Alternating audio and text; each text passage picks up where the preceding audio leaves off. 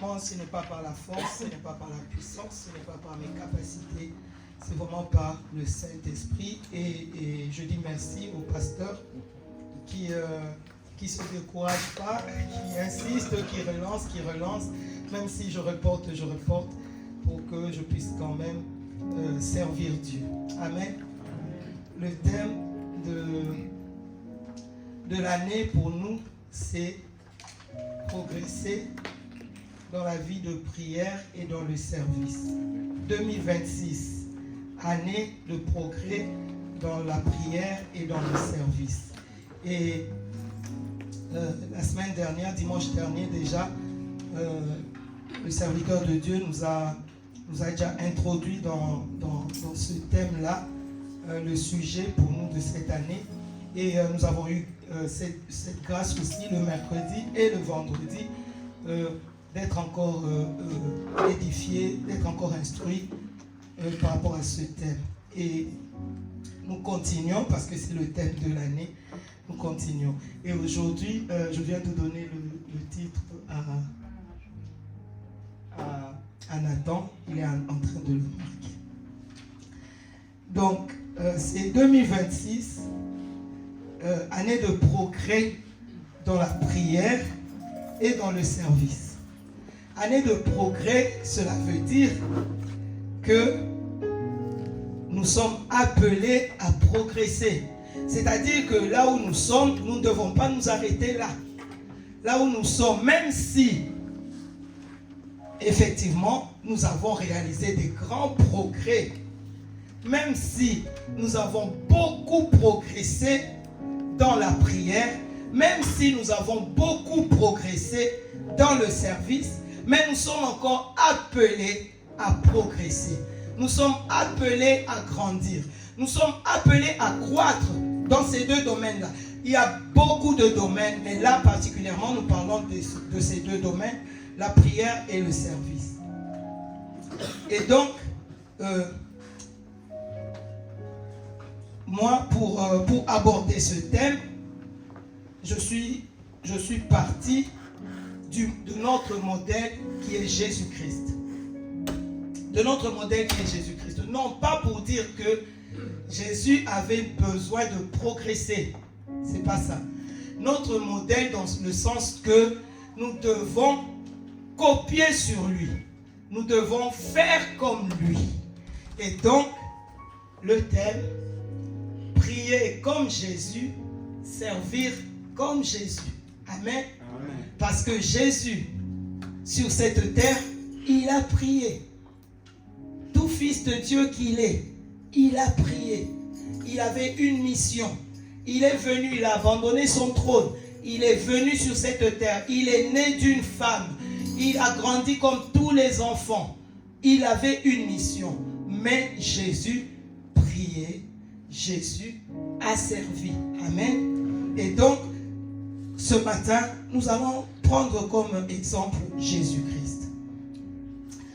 Notre vie chrétienne, si je demande à chacun de nous ici, à chacune de nous ici présents, de nous dire un peu comment il a rencontré le Seigneur, qu'est-ce qui s'est passé depuis, nous avons des histoires différentes. Gloire à Dieu. Parce que chacun de nous, nous avons notre particularité. Et le Seigneur nous a rencontrés d'une manière ou d'une autre, selon notre vie, selon notre parcours, selon notre particularité. Et nous tous, on va dire que il y en a, lorsqu'ils ont rencontré le Seigneur, ils avaient déjà entendu parler de Jésus.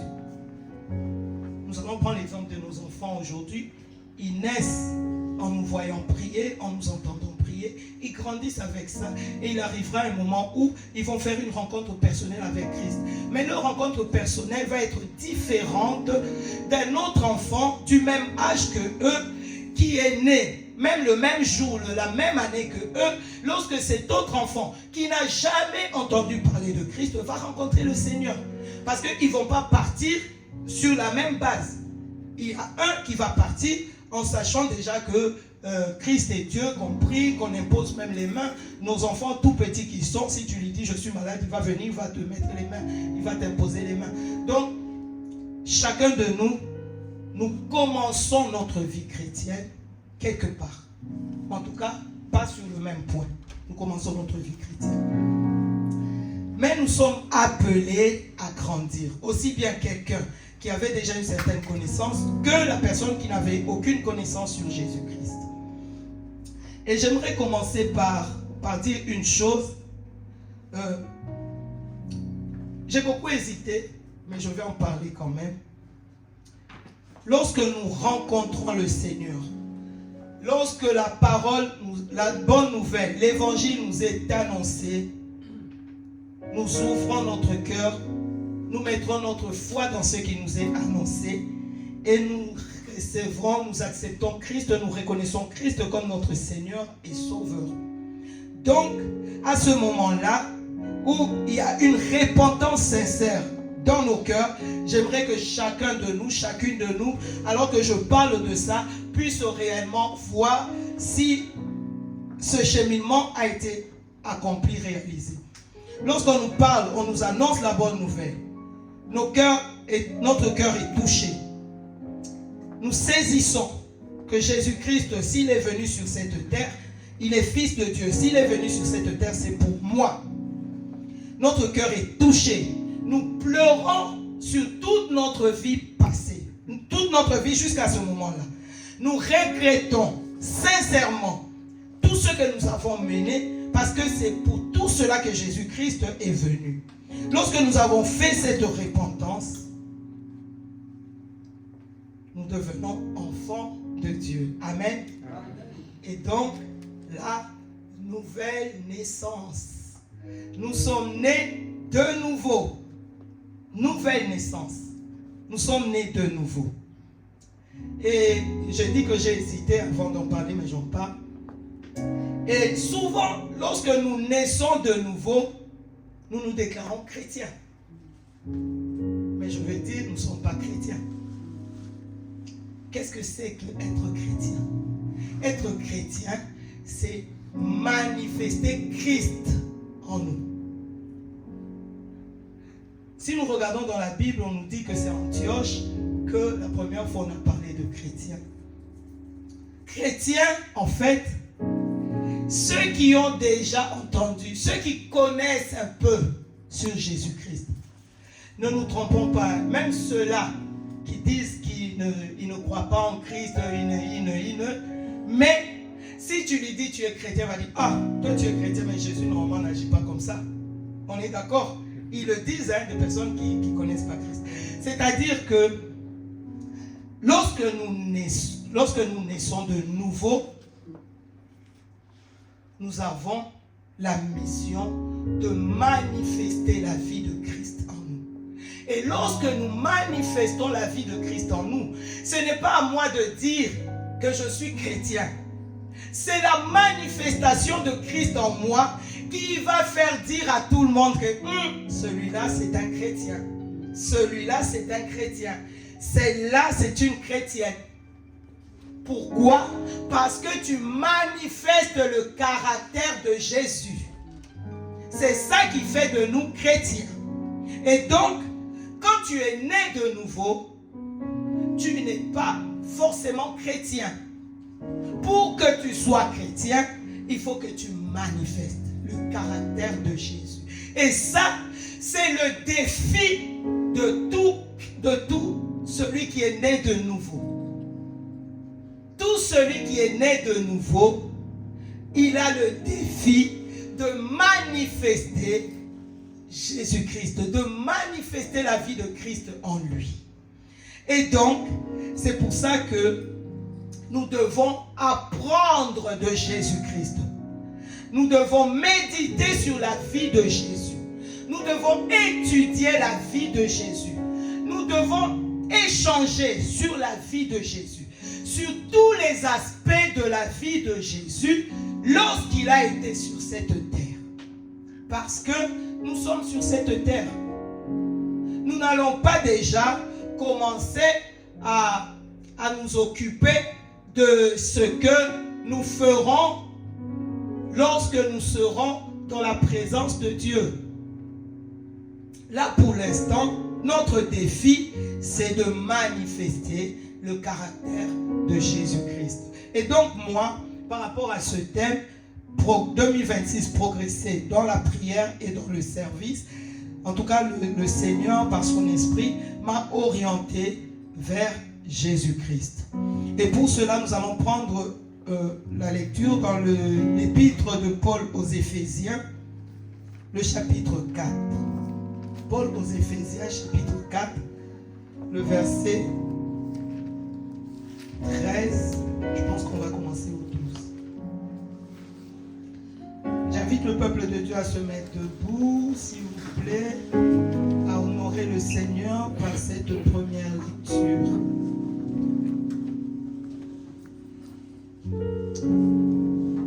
Éphésiens, nous allons commencer par le 12 et 13. Alors, nous lisons la parole de Dieu à 3. 1, 2, 3. Pour le perfectionnement des saints en vue de l'œuvre du ministère et de l'édification du corps de Christ, jusqu'à ce que nous soyons tous parvenus à l'unité de la foi et de la connaissance du Fils de Dieu, à l'état d'homme fait, à la mesure de la stature parfaite de Jésus-Christ. Amen. Amen. Nous pouvons nous asseoir. Il y a eu beaucoup de choses qui ont été dites au début de ce chapitre 4, mais ce qui nous intéresse ici, c'est que tout ce qui a été dit, tous les enseignements, tout ce qui a été annoncé, l'a été pour un but, c'est pour le perfectionnement des saints. Et les saints, c'est nous. Les saints, ce n'est pas ceux qui sont morts, que leur vie est présentée devant un homme, aussi élevé en dignité soit-il, et que cet homme-là puisse se déclarer, oui, celui-là est saint, celui-là non. Les saints, ce sont tous ceux-là qui sont sauvés, tous ceux-là qui sont sanctifiés par le sang de Jésus, mis à part pour l'œuvre de Dieu. Amen. Et donc, on nous dit que tout ce qui est fait, cela est fait pour le perfectionnement de chacun de nous, en vue de l'œuvre du ministère, c'est-à-dire du service, et de l'édification du corps de Christ, jusqu'à ce que, et c'est ce qui nous intéresse par rapport à ce thème, jusqu'à ce que nous soyons tous parvenus à l'unité de la foi, de la connaissance du Fils de Dieu, à l'état d'homme fait, à la mesure de la stature parfaite de Christ. Voilà. La mesure de la stature parfaite de Jésus-Christ. Ça, c'est notre objectif. L'idéal pour nous. Ce que nous visons, en tout cas ce que tout celui qui est né de nouveau doit viser avant toute chose. Je le répète, ce n'est pas que j'ai quelque chose contre les biens matériels, ce n'est pas du tout ça. Moi-même, je suis à l'aise quand je n'ai pas de soucis matériels. Donc, je n'ai rien contre ça. Mais, lorsque nous sommes nés de nouveau, l'idéal pour nous, le but pour nous, c'est d'arriver à la mesure de la stature parfaite de Jésus-Christ.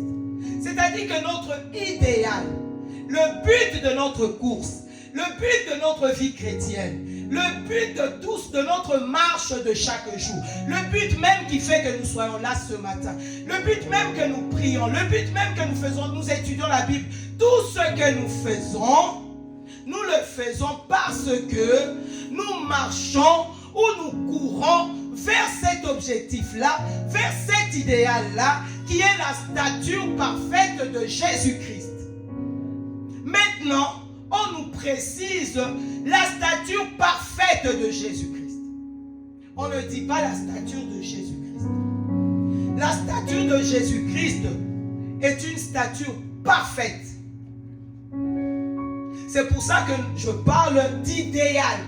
Notre idéal, notre modèle, ce n'est pas ce pasteur-là qui prêche bien.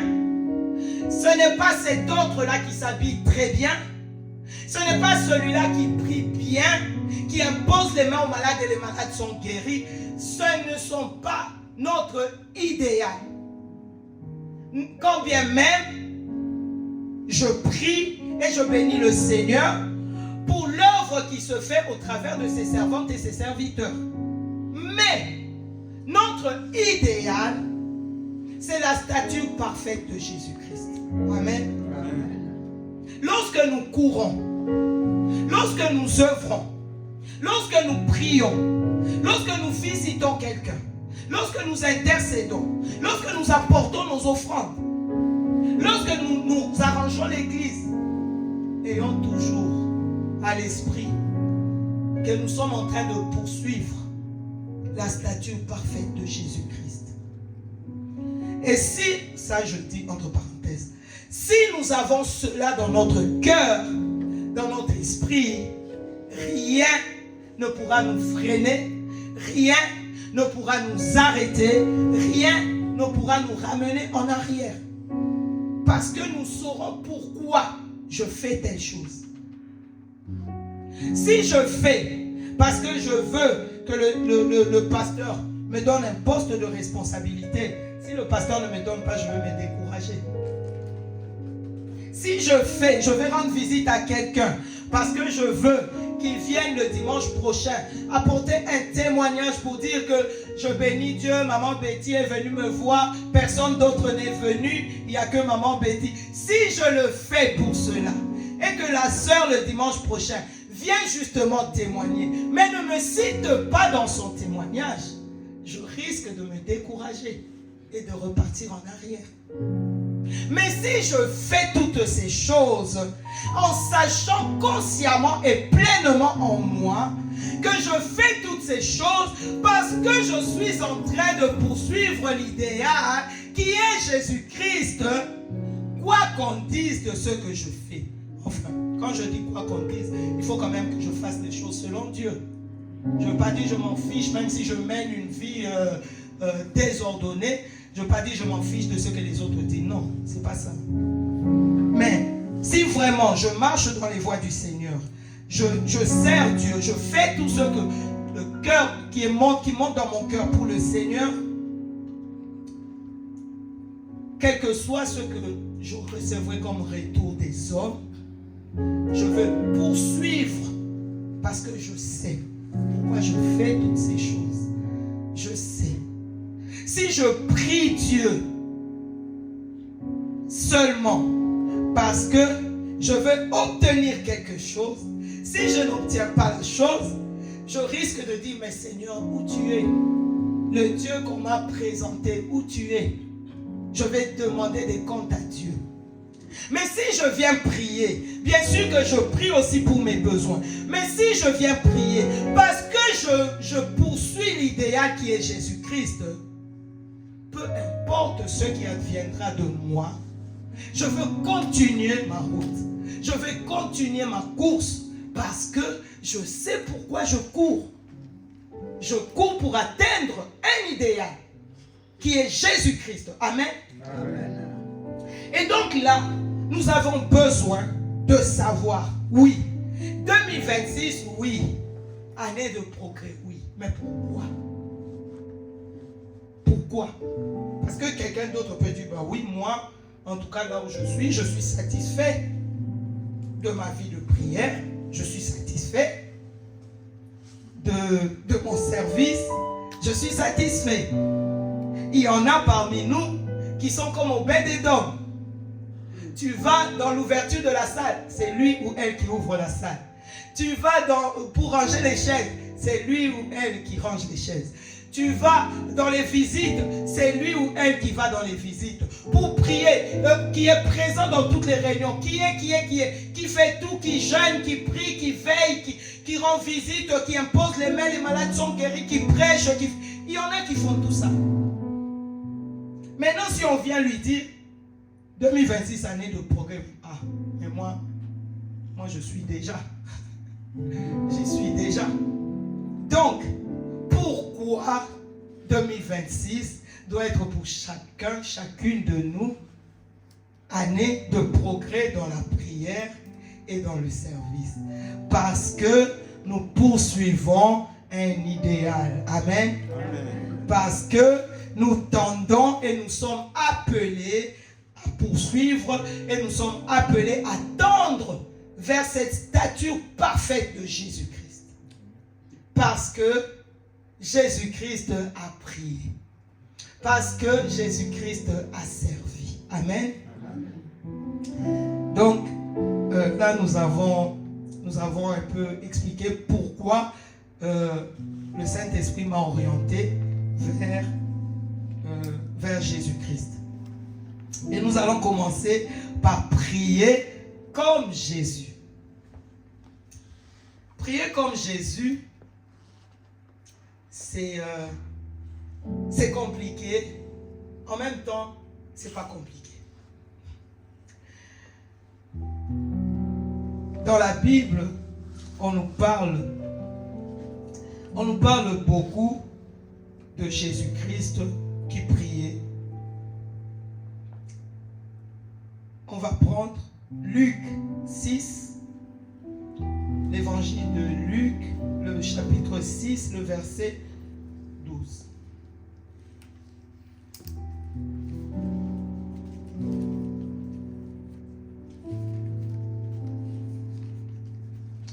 Luc 6, le verset 12. Je lis la parole de Dieu. En ce temps-là, Jésus se rendit sur la montagne pour prier et il passa toute la nuit à prier Dieu. Quand le jour parut, il appela ses disciples et il en choisit 12 auxquels il donna le nom d'apôtres. Le 14, Simon qui nomma Pierre, André son frère, Jacques, Jean, Philippe, Barthélemy, Matthieu, Thomas, Jacques fils d'Alphée, Simon appelé le Zélote, Jude fils de Jacques et Judas Iscariote qui devint traître. Je vais poser une question, mais j'attends pas une réponse forcément, parce que moi-même je vais répondre à ça. Mais c'est quand même une question qui nous est posée. Nous avons quelques secondes seulement pour réfléchir à ça. Jésus est fils de Dieu. Amen. C'est pas encore la question. Jésus connaît toutes choses. Amen. Parce qu'il est fils de Dieu. On nous dit que Dieu connaît la fin d'une chose avant son commencement. Jésus savait la mission qu'il était venu accomplir sur cette terre. Amen. Il devrait aller à la croix. Il savait qu'est-ce qui ferait qu'il aille à la croix. Ça allait passer par une trahison. Jésus le savait. Jésus savait qui allait le trahir. Il le savait. La preuve, ce dernier jour-là, la Pâque, lorsqu'il était rassemblé avec tous ses apôtres, il leur a dit, l'un de vous me trahira. Donc il savait. Et il savait même, il a dit, celui qui plongera son pain. Donc il savait. Donc, Jésus, quand il a été en train de choisir, quand il devrait choisir ses disciples, enfin ses apôtres, il s'était déjà formé des disciples, mais quand il devrait choisir ses apôtres, Jésus savait qu'il fallait qu'il choisisse, qu'il mette dans le groupe celui qui allait le trahir. Il le savait. Vous pensez que c'est facile? Là maintenant, c'est une question. J'attends votre réponse.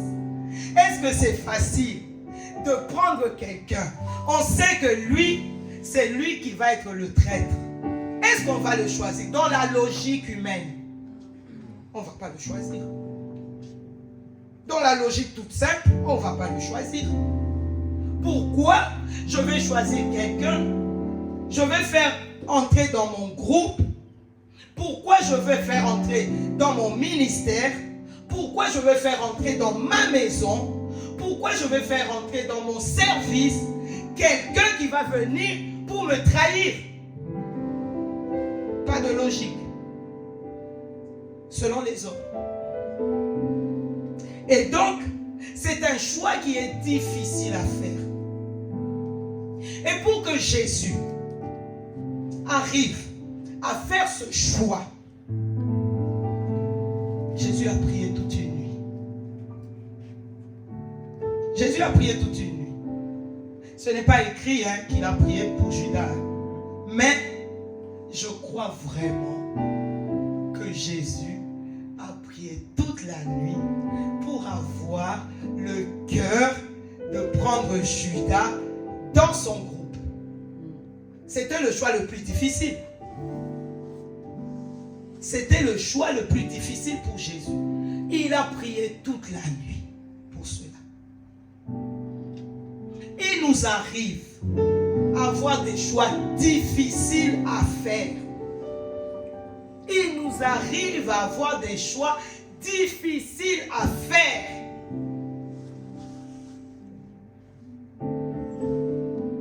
J'apprends qu'une telle personne en qui j'avais totalement confiance est allée dire des choses de moi. Je ne pouvais pas penser que cette personne-là pouvait aller dire de telles choses. Je suis blessé. C'est ça. Je suis blessé au plus profond de moi. Mais je fais quoi? Je suis enfant de Dieu. La Bible me dit, pardonne. La Bible me dit, supporte. Mais mon cœur, je suis en colère, je suis déçu, je suis blessé, je suis triste, je suis tous les sentiments négatifs que vous voulez. Mais je dois. Mais il y a aussi la voix de l'Esprit qui me dit, tu dois pardonner. Tu dois continuer à faire confiance. Tu dois continuer à marcher avec la personne. Qu'est-ce que je fais? C'est un choix difficile. Mais j'ai le modèle. Jésus a prié toute la nuit pour un choix difficile. Chaque fois que nous avons un choix difficile à faire, faisons comme Jésus. Prenons le temps. Prenons le temps. C'est pas pendant 5 minutes je me mets à genoux. Seigneur, oui, on prend déjà le temps. Merci, je te bénis pour la vie, le souffle de vie. Merci pour ceci, pour cela. Et les quelques secondes après, Seigneur, oui, donne-moi la force de pardonner à l'autre. Merci, amen. Je me lève. Non. Prends le temps de prier. Prends Jésus pour modèle. Et ça va te faire grandir. Ça te fait progresser. Voilà une raison. Parce que si je demande à nous tous ici, personne ne va dire que oui, des fois il nous est facile de pardonner. Quelqu'un que je croise dans la rue, moi personnellement je dis toujours, je croise un petit, un poli dans la rue qui vient, qui m'injurie. Je m'en fiche complètement. Parce que je dis, c'est l'éducation qu'il a reçue. Ça ne m'affecte pas, je ne le connais pas. Peut-être que c'est la seule fois que je l'aurai croisé de ma vie. Je ne veux pas me charger de quelque chose qui vient d'une personne que je ne connais pas, que je ne ferai jamais. Donc, pour pardonner à ce petit-là, c'est facile. Hein? Je dis, oh, je pardonne et puis je laisse passer. Je m'en vais. Mais pour un proche, pour mon enfant, qui se lève un jour, qui me donne un coup, l'enfant que j'ai porté dans mes entrailles, l'enfant pour qui je pouvais aussi mourir sur la table d'accouchement, il vient, il me donne un coup. Et son papa qui vient, tout simplement, qui me dit, ben, la Bible te dit pardonne. Je risque de m'en prendre à son père d'abord. Ça, c'est difficile. Et donc, pour ça, je dois prendre beaucoup de temps dans la présence de Dieu. Comme Jésus. Prier comme Jésus. Je dois prendre beaucoup de temps pour que le Seigneur me donne ces capacités-là de pouvoir pardonner. Amen. Amen. C'est un exemple. Un autre exemple, Luc 22, 42. Ça m'a déjà dit, la modératrice m'a dit, maman, pour le temps. Luc 22, verset 42. Je lis la parole de Dieu.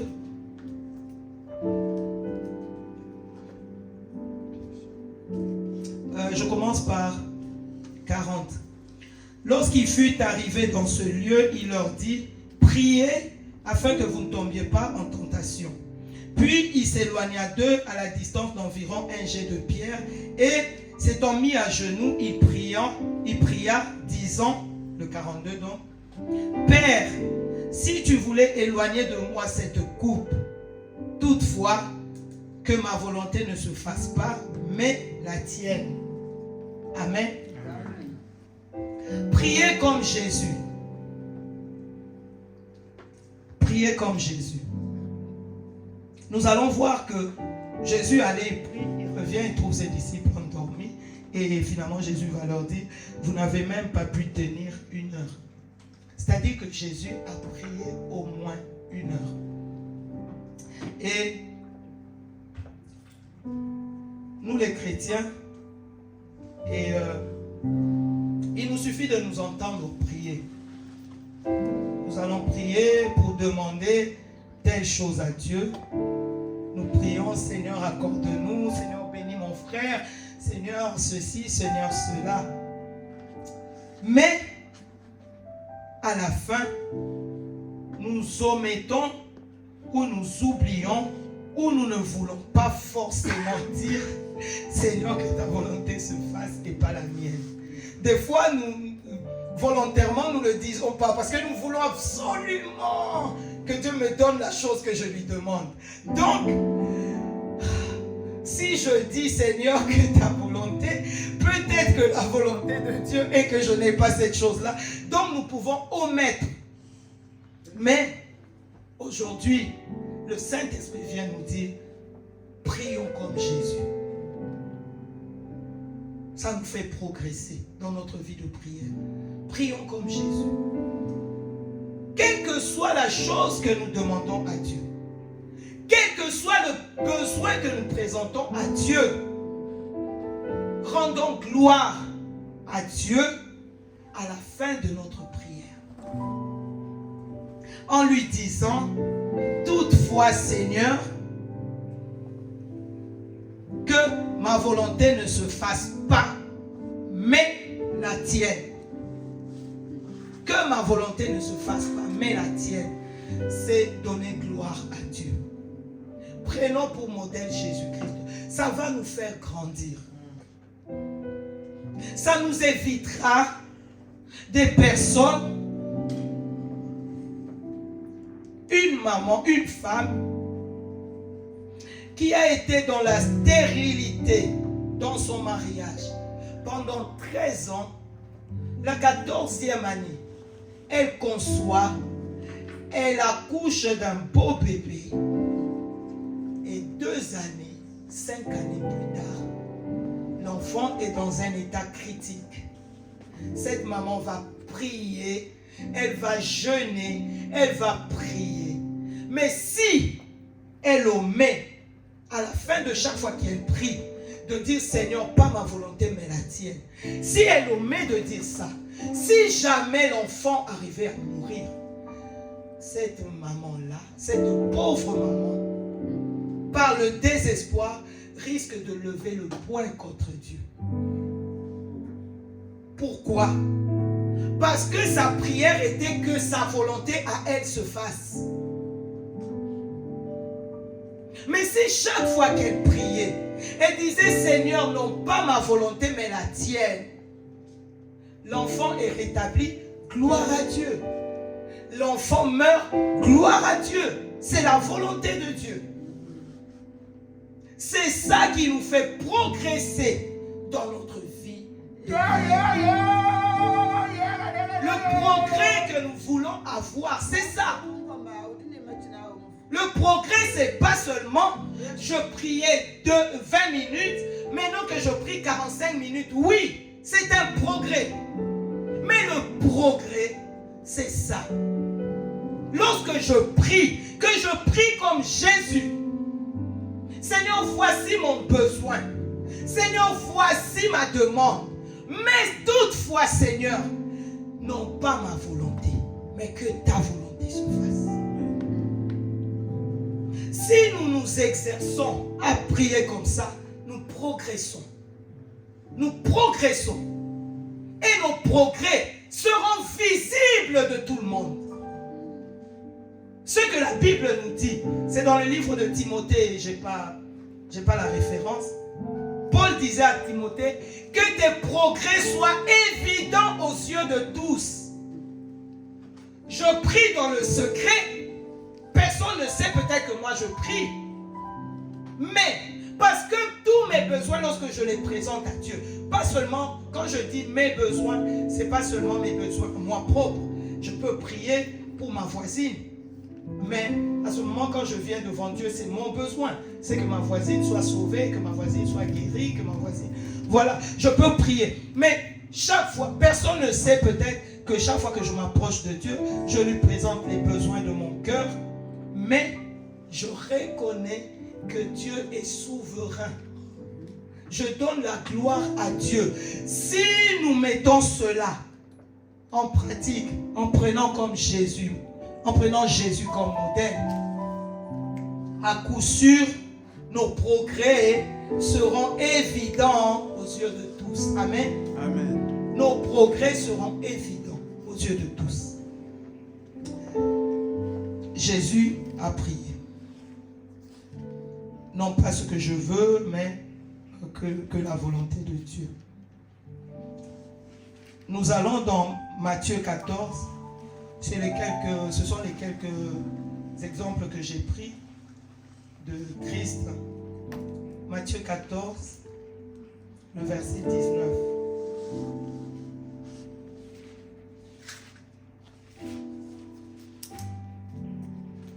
Progrès dans la prière 2026. Priez comme Jésus. Priez comme Jésus. Matthieu 14, 19, la Bible dit: il fit asseoir la foule sur l'herbe, prit les 5 pains et les 2 poissons, et levant les yeux vers le ciel, il rendit grâce. Il rendit grâce, levant les yeux vers le ciel. Prions comme Jésus, prenons Jésus comme modèle. Apprenons à dire merci à Dieu avant même que le miracle n'ait lieu. Apprenons à rendre grâce à Dieu avant le miracle. N'attendons pas le miracle pour rendre grâce. Rendons grâce avant le miracle. Amen. Amen. Parce que, j'ai pas lu toute l'histoire. Il y avait une foule qui a suivi Jésus. Ils étaient nombreux. Le soir arrivé, Jésus dit aux disciples: donnez-leur à manger. Les disciples disent: on n'a rien. Finalement, il y avait un petit garçon qui avait du pain et du poisson. Jésus a pris. Dans la foule, il y avait 5000 hommes, sans compter les femmes, les enfants. Avec 5 pains et 2 poissons. Comment tu peux nourrir une foule? 5 pains, 2 poissons. Ça ne va même pas nous suffire, nous, ici. Alors 5000 personnes, 5000 hommes. Mais Jésus, avant même que le miracle, avant même que cela ne soit multiplié, avant même qu'il puisse voir que tout le monde a pu manger à sa faim, Jésus a rendu grâce. Prions comme Jésus. N'attendons pas. Je suis dans les démarches pour trouver une maison. Je n'attends pas d'avoir la maison pour dire merci à Dieu. Je suis en train de prier. J'ai passé un concours. Je n'attends pas d'être admis ou admise pour dire merci à Dieu. J'ai besoin de trouver un emploi. Je prie pour cela. Je n'attends pas d'avoir un emploi pour dire merci à Dieu. Prions, apprenons à prier comme Jésus. Rendons grâce avant le miracle. Et si nous prenons l'habitude de rendre grâce avant le miracle, lorsqu'il y aura le miracle, nous allons réellement bénir Dieu. Nous allons bénir Dieu. Parce que nous avons déjà rendu grâce pour le miracle. Amen. Amen. Apprenons à rendre grâce. Je vais prendre encore deux passages. Luc 23, le verset 34.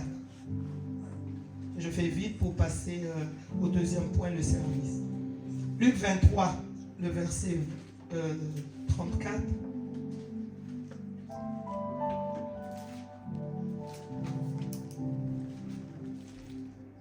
Luc 23, 34, la Bible nous dit: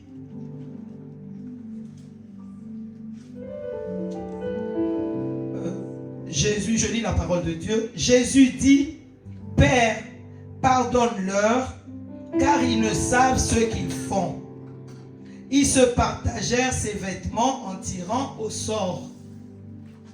Nous comprenons que c'est Jésus à la croix, trahi par les siens, abandonné de tous, pratiquement, condamné injustement,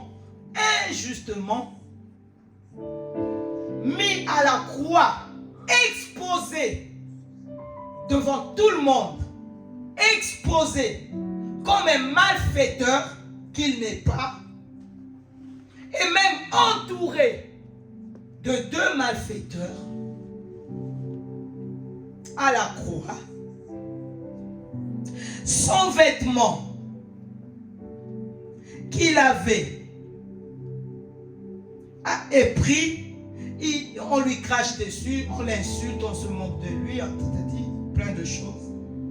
Mais Jésus, dans son agonie, dans sa douleur la plus atroce, alors qu'il était en train de porter, c'est à cause de nous, la Bible dit, c'est à cause de nos péchés, c'est à cause de nos infidélités, de nos imperfections, qu'il est allé à la croix. Il agonisait non pas à cause de sa marche, à cause de sa vie, il agonisait à cause de notre marche, de nos péchés. Mais, quelle a été sa prière? Seigneur, le Dieu des vengeances, toi le Dieu des vengeances, venge-moi auprès de toutes ces personnes.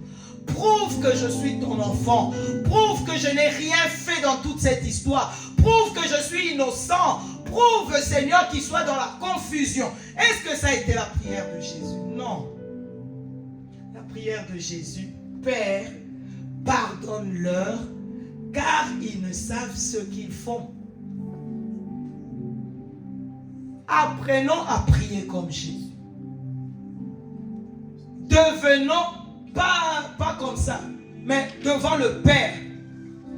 Devenons l'avocat de nos bourreaux. Devant le Père. Devant Dieu. Devenons des avocats pour nos bourreaux. Devenons des intercesseurs pour ceux-là qui nous maltraitent, pour ceux-là qui nous accusent injustement, pour ceux-là qui nous font du tort alors que nous avons fait le bien, mais en retour ils nous rendent le mal. Devenons des intercesseurs. Soyons des intercesseurs pour toutes ces personnes-là. Apprenons à prier comme Jésus.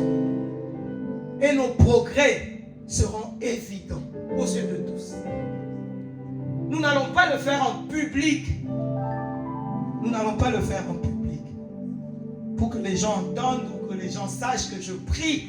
Déjà pour qu'ils sachent que l'autre m'a fait du mal. Je prie à haute voix pour que tout le monde sache qu'il m'a fait du mal. Et après, je demande pardon pour lui auprès du Seigneur pour que tout le monde sache que non. Même dans le secret, Père, pardonne-lui. Parce que s'il savait qu'il est en train de me détruire, il ne l'aurait pas fait. S'il l'a fait, c'est parce qu'il ne sait pas. Soyons des intercesseurs pour nos bourreaux. Et nos progrès, à coup sûr, seront évidents aux yeux de tous. Nos progrès seront évidents. Nous allons voir que nous allons faire des bons dans notre vie chrétienne. Si nous prenons Jésus comme modèle. Toujours dans Luc 22 plutôt. C'est toujours dans l'intercession, je le dis vite fait. Luc 22, 31, 32. Je le dis vite fait. Le Seigneur dit: Simon, Simon, Satan vous a réclamé pour vous cribler comme le froment. Mais j'ai prié pour toi afin que ta foi ne défaille.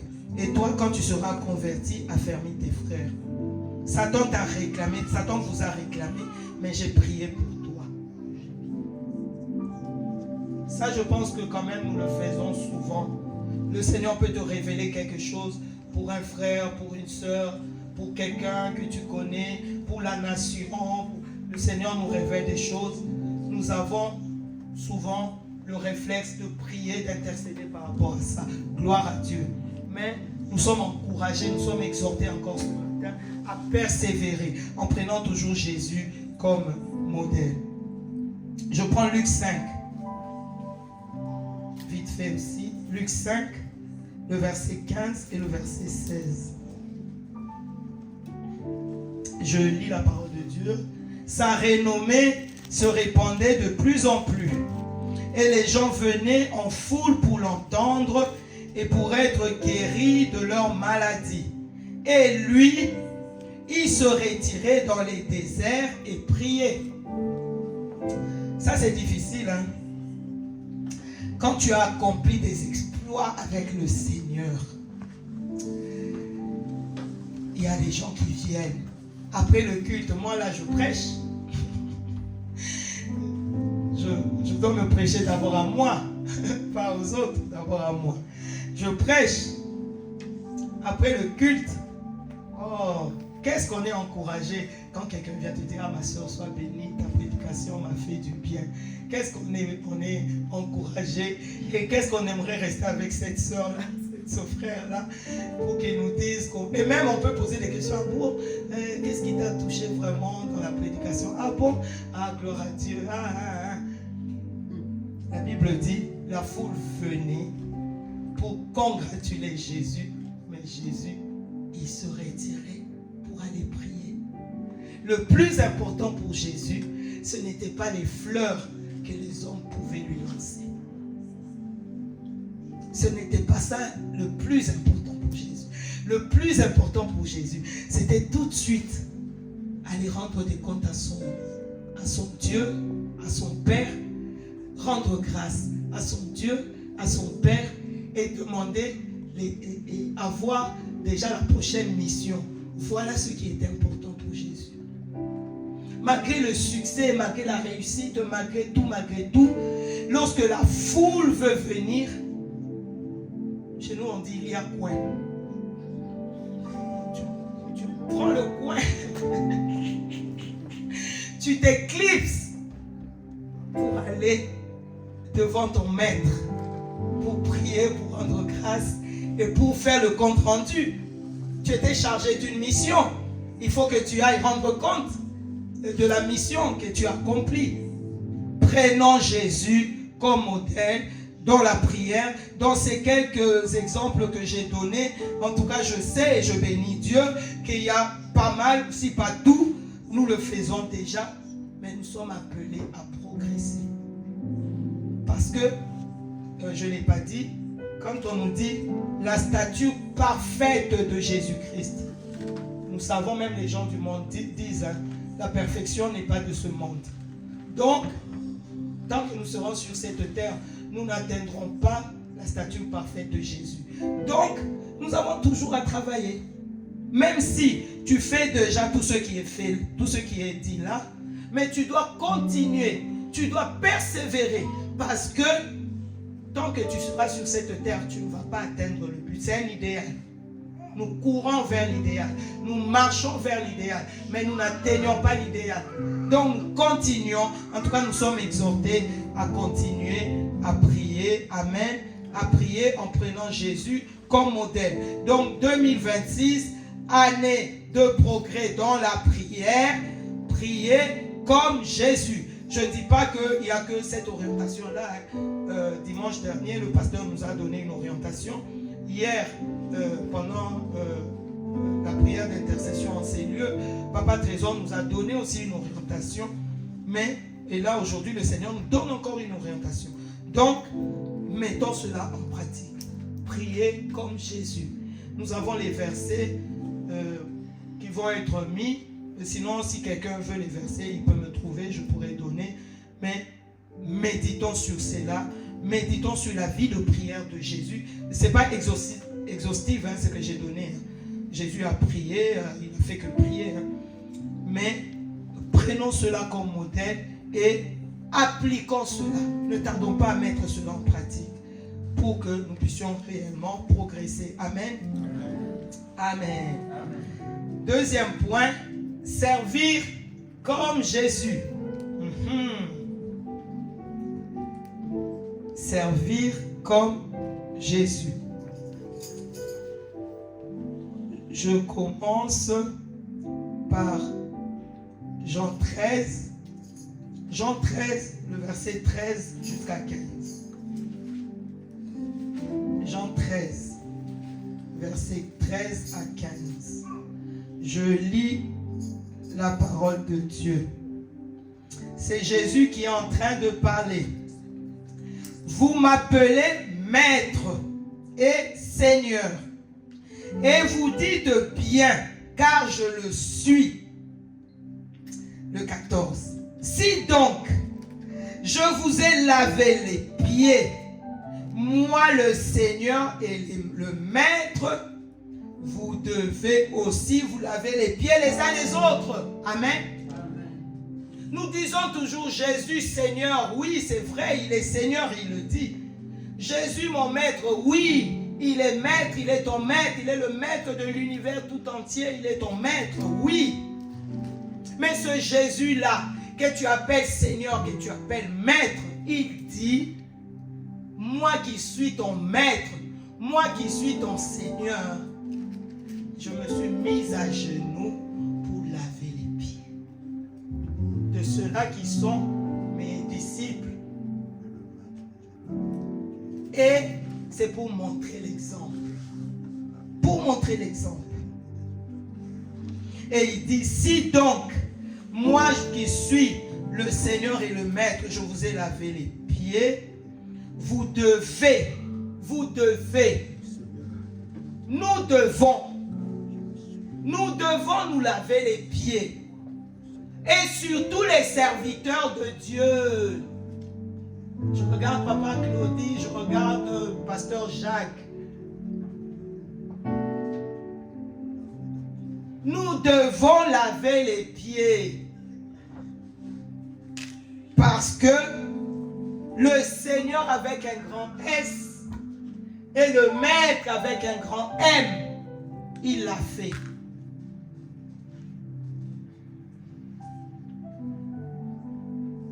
Pas plus tard, pas plus loin que ce vendredi, j'étais avec Maman Adèle. Il y a une vidéo sur les réseaux sociaux. Une servante de Dieu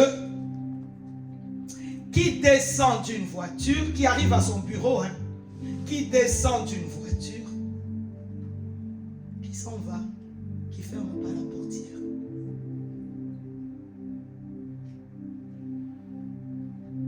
Une servante de Dieu qui descend d'une voiture, qui ferme pas la portière. Et une dame qui était loin derrière est vite venue pour fermer la portière. Nous aimons les honneurs. Nous aimons les honneurs. Nous aimons être reconnus dans notre position. Je suis serviteur, je suis servante de Dieu. Une fois j'ai été à un concert, un homme de Dieu arrive. Les personnes d'accueil, ils ne connaissent pas forcément tout le monde. En plus, c'était des chantres qui sont venus du pays, donc ça réunissait, tout le monde, c'était à Paris. Mais ce pasteur-là, il arrive, mais la pauvre jeune femme qui faisait le protocole lui montre une place. Le serviteur de Dieu dit, je ne veux pas m'asseoir là. Moi, j'étais là. Je connaissais le serviteur même. Il dit, je ne me mets pas là. Moi, je suis serviteur de Dieu. Ma place est là devant. Nous aimons les honneurs. Nous aimons les privilèges. Nous ne supportons pas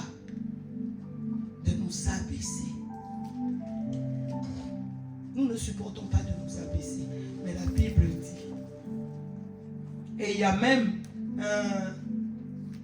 un verset, je ne l'ai pas préparé, mais dans Philippiens que nous connaissons tous. Étant égal à Dieu, étant semblable à Dieu, il n'a pas considéré cela comme une proie à arracher, mais au contraire, il s'est humilié jusqu'à la mort de la croix. Il s'est humilié. Il avait pleinement conscience qu'il était égal à Dieu. Il en avait pleinement conscience. Il venait de là-bas. Il n'avait pas besoin de témoignage de quelqu'un pour venir lui dire, toi vraiment tu es fille. Non, il n'avait besoin de témoignage de personne. Il n'avait besoin de la confirmation de personne. Il le savait parce qu'il venait de là-bas. Il savait qu'il était égal à Dieu. Mais il n'a pas considéré cela comme quelque chose, on va maintenant commencer à tirer, une proie arrachée. Non. Il a accepté de son propre chef de s'humilier. Lorsque Dieu dans le livre d'Ésaïe disait, qui enverrai-je? Personne ne l'a forcé. Personne ne l'a contraint. Personne ne l'a obligé. Si ce n'est l'amour qu'il avait pour nous. Il a dit, me voici, envoie-moi. Et lorsqu'il disait, me voici, envoie-moi, il savait exactement ce qu'il attendait. Il n'a pas considéré comme une proie arrachée. Mais nous, les quelques petites positions que nous avons sur cette terre, combien nous tenons à cela? Combien nous nous battons pour cela? Combien les églises, combien nous sabotons l'œuvre de Dieu pour quelques positions éphémères, des positions que nous n'allons même pas emporter comme les gens du monde disent au paradis, des positions éphémères. Combien nous nous battons, combien nous sabotons l'œuvre de Dieu. Il y a une œuvre qui est en train de monter. Il y a des gens qui viennent, les gens qui sont réconfortés, qui sont délivrés, qui sont consolés, restaurés. Et à cause de l'ego de deux personnes, ils sabotent toute une œuvre. Non mais parce que c'est moi. Non mais parce que c'est moi. Non mais parce que c'est moi. Et l'œuvre est sabotée. Ça crée des brèches et l'ennemi s'engouffre. Et le troupeau de Dieu est dispersé. Combien de fois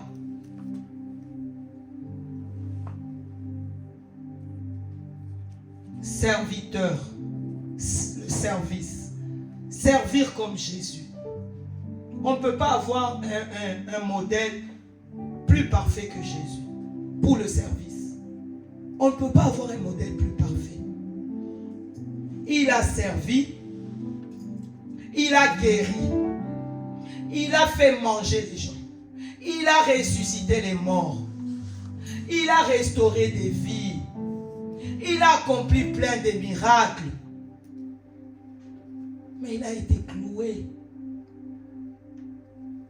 Il a été crucifié. Et nous, pour le peu de service qui ne peut même pas arriver au, je ne sais pas, 1/1000, 10 millionième de ce que Christ a fait, pour le peu de service que nous faisons, nous voulons absolument la reconnaissance de tout le monde. Absolument. Absolument. Si par erreur, tu arrives dans le culte ce matin, avant le pasteur, tu viens t'asseoir à cette place-là, devant tout le monde. Lève-toi, c'est la place du pasteur. Et c'est pas cette place-là qui fait de quelqu'un pasteur.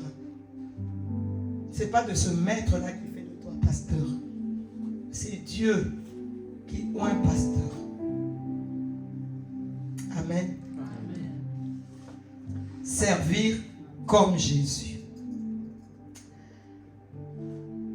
Matthieu 20, 28. Matthieu 20, chapitre 20, verset 28. Je lis la parole de Dieu. Je t'attends là-dedans.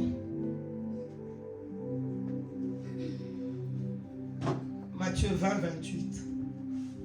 Je lis la parole de Dieu.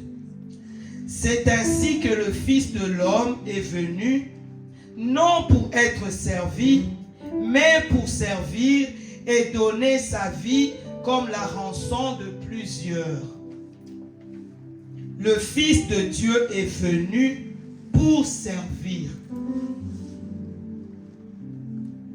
Il y a, on nous dit, et donner sa vie. Mais je peux dire, le Fils de Dieu est venu, le Fils de l'homme est venu non pour être servi, mais pour être servi, 2 points, donner sa vie comme la rançon de plusieurs. Servir, c'est un sacrifice. Je ne suis pas experte dans les langues, dans les racines. J'admire les personnes qui sont dans ça. J'ai les mêmes droits. Service en grec, c'est diakenos ou quelque chose comme ça.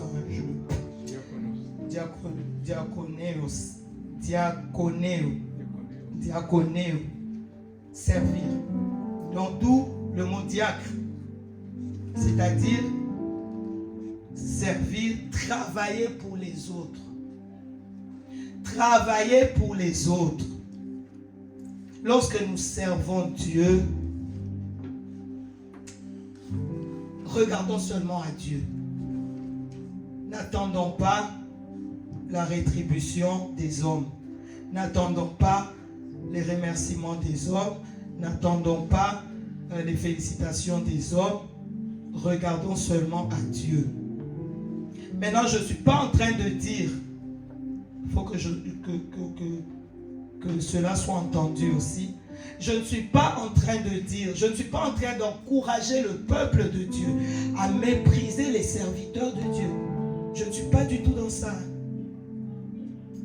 Nous tous, nous sommes serviteurs, nous sommes servantes. Je ne suis pas en train de dire, comme les serviteurs, les servantes, quand on sert, on n'attend pas forcément les éloges des autres. Ça ne veut pas dire que, allez, vous pouvez aller dans le mépris, vous pouvez aller dans les jugements, dans les critiques. Non, ce n'est pas ça. Mais en tout cas, la position de la personne qui sert, il ne doit pas attendre. Parce que Christ a dit, il est venu pour donner sa vie comme la rançon. Donc pour servir, c'est-à-dire donner sa vie comme la rançon de plusieurs. Servir, c'est donner sa vie. Donc si tu as donné ta vie, comment tu peux encore reprendre ta vie? Je sers, c'est-à-dire que j'ai décidé de me donner. Mais non parce que quelqu'un n'est pas reconnaissant, je vais récupérer. Non, tu as donné ta vie, tu as donné ta vie. Que les gens soient reconnaissants, que les gens ne soient pas reconnaissants, qu'on t'applaudisse, qu'on ne t'applaudisse pas. Tu as donné, tu as donné. Servir comme Jésus. Et ce qui est important, le service va avec le sacrifice. Le service va avec le sacrifice. C'est pour ça que Christ a dit, il est venu non pas pour être servi, mais pour servir et donner sa vie. Quand je sers,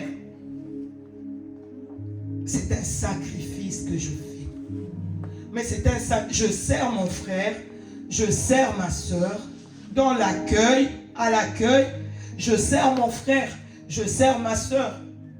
Mais le sacrifice, c'est pas à mon frère, à ma soeur que je l'offre. Pendant que je suis en train de servir mon frère et ma soeur, mon sacrifice, c'est à Dieu que je le présente. C'est Dieu qui a créé mon sacrifice. Donc, le seul juge dans l'histoire, est-ce que c'est le frère qui estime qu'il a été mal accueilli? Non. Le seul juge dans l'affaire, c'est le Dieu à qui j'offre le sacrifice.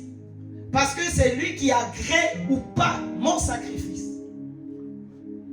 Je ne vais pas me fâcher parce que, non, mais dans cette église, on ne reconnaît pas le ministère des autres. Non. Ça peut nous décourager. Oui, vous dire, mais je fais le travail. Mais ça ne doit pas nous faire abandonner. Ça ne doit pas nous faire abandonner. C'est pour ça que je dis, ce n'est pas parce que les serviteurs, les servantes n'attendent pas forcément des éloges que nous maintenant on va dire, allez, lâchons-nous, critiquons-les, ne reconnaissons pas ce qu'ils font, sabotons ce qu'ils font. Non, non, non. Nous avons quand même des responsabilités en tant que chrétiens, en tant que consommateurs des services.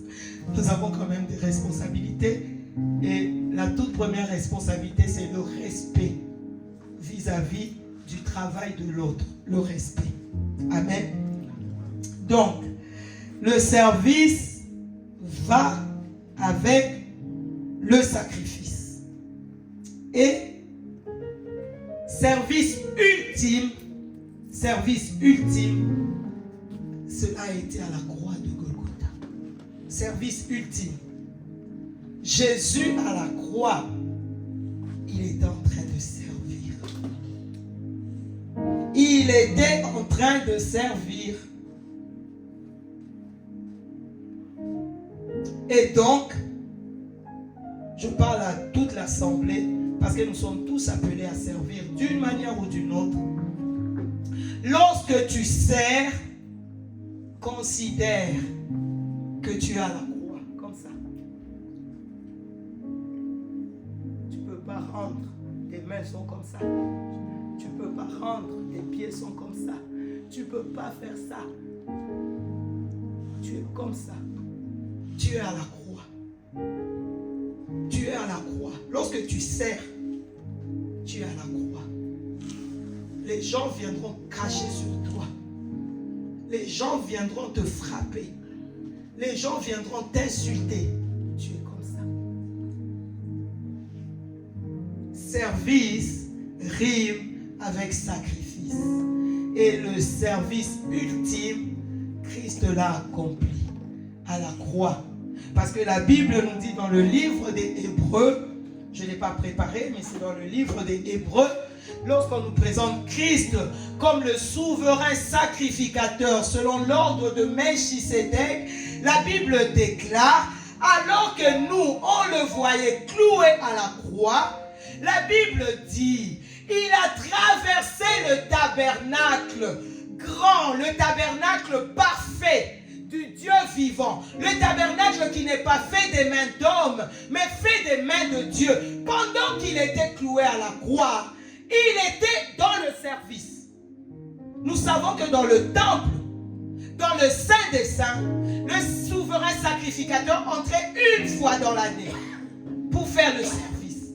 Et Jésus à la croix, on nous dit qu'il était en train de servir sur l'autel qui n'est pas fait des mains d'hommes, mais qui est fait des mains de Dieu. Il était en train, comme le souverain sacrificateur du temps de Moïse, d'Aaron, il rentrait avec le sang. Jésus s'est présenté devant l'autel. Lorsque son sang coulait, il se présentait devant l'autel de Dieu avec son sang qui a été répandu sur l'autel et qui a apaisé, pas seulement apaisé, qui a enlevé la colère qui était en Dieu. Service rime avec sacrifice. Quand on le regardait, on voyait juste qu'il s'est sacrifié à la croix, mais il était en train de servir. Il était en train de servir. Et c'est la vision que nous devons avoir. Chaque fois que nous servons Dieu, d'une manière ou d'une autre, même lorsque tu rends visite à quelqu'un, même lorsque tu appelles quelqu'un, que tu le fais au nom de Dieu, que tu le fais parce que tu considères que tu rends service à Dieu, dis-toi que tu es à la croix et tu es en train de rendre service. Tu es en train de rendre ministère. Et c'est ce que la Bible nous dit dans le livre des Hébreux.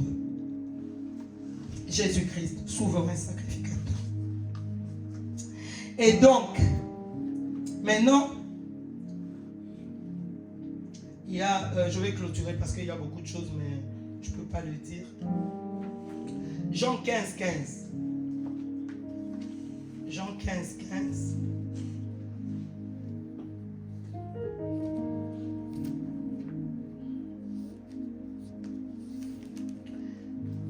Jean 14, je commence par 14, excuse-moi Nathan. Vous êtes mes amis si vous faites ce que je vous commande.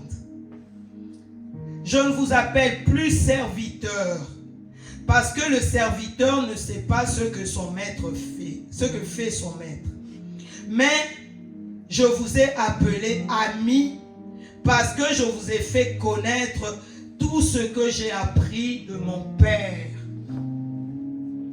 Tu veux être ami de Christ? Sers. Tu veux être ami de Christ? Sers. Sers, sois serviteur. C'est lorsque tu es serviteur que tu es ami de Christ. Parce que lorsque tu es serviteur, il te révèle les choses. Il dit, je vous ai fait connaître tout ce que lui-même, il a appris du Père. Il a appris du Père parce qu'il s'est présenté comme serviteur. Et nous, présentons-nous, soyons des serviteurs pour être amis de Christ et être dans l'intimité. C'est l'ami qui est dans l'intimité. Et donc, c'est le serviteur qui est dans l'intimité. Servons comme Jésus, prions comme Jésus. Et je clôture par ça. Le verset 14, toujours de Jean 15. Le verset 13. Il n'y a pas de plus grand amour que de donner sa vie pour ses amis. Amen. Il n'y a pas de plus grand amour. Lorsque nous servons Dieu, Christ l'a fait. Christ nous a servi lorsqu'il s'est donné à la croix. Il l'a fait pour nous. Pendant tout son ministère sur cette terre, il n'a pas arrêté de servir. Mais la Bible dit, il n'y a pas de plus grand amour. C'est une manifestation de l'amour de Christ envers nous. Lorsqu'il servait, lorsqu'il guérissait, lorsqu'il faisait ci, faisait ça, c'était la manifestation de l'amour. Et nous, comment nous pouvons manifester? Déjà au sein de l'Église, au sein de la communauté. Servons-nous les uns les autres. C'est une façon de manifester l'amour. Servons-nous les uns les autres. Ne le faisons pas en murmurant, ne le faisons pas en traînant nos pieds. Prenons exemple sur Jésus. Prenons exemple. Il n'a pas reculé en arrière. Il s'est présenté à Dieu. Il a couru devant Dieu. Il s'est présenté. Et pas une seule fois, il a regretté la mission qu'il avait acceptée. Pas une seule fois, il a murmuré par rapport à la mission qu'il a acceptée. Pas une seule fois, il a demandé des comptes à Dieu par rapport à la mission qu'il avait acceptée. Pas une seule fois. Au contraire, à chacune de ces missions qu'il accomplissait, il glorifiait le Père. Soyons des imitateurs, des vrais imitateurs de Christ pour continuer de tendre vers cette stature parfaite de Jésus-Christ. Que le Seigneur nous bénisse et bénisse sa parole. Amen.